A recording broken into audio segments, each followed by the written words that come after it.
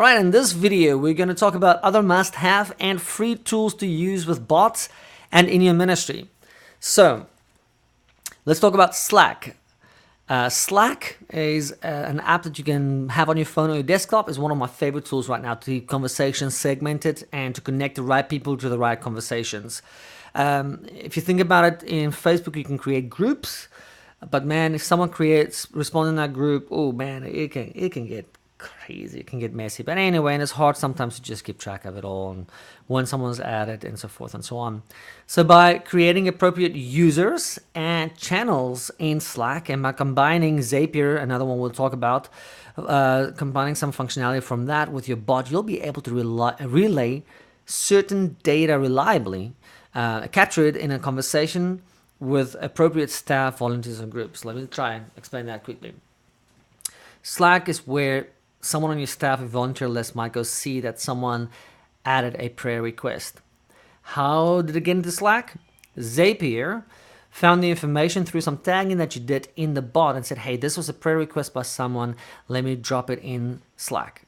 All right, that's just one quick example.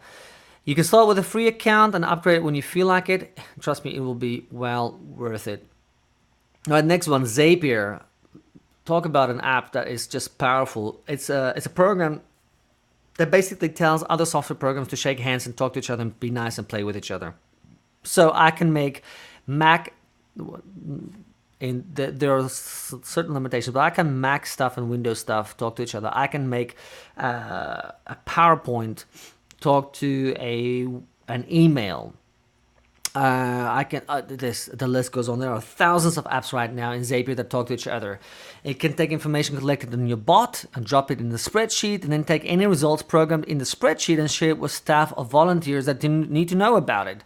And we're going to cover a lot more of this in video 10 or 9 and 10. So Google Drive. If you don't have Google Drive, Outlook has a drive as well. There are multiple options out there, but Google Drive is what I use.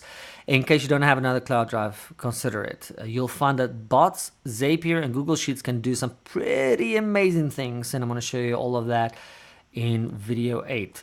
So, 3 amazing apps, and if you have to start with one right now, get Slack. Slack, it's gonna, forget about trying to text your staff and then email your staff and then do this and no, just create a channel in Slack for staff.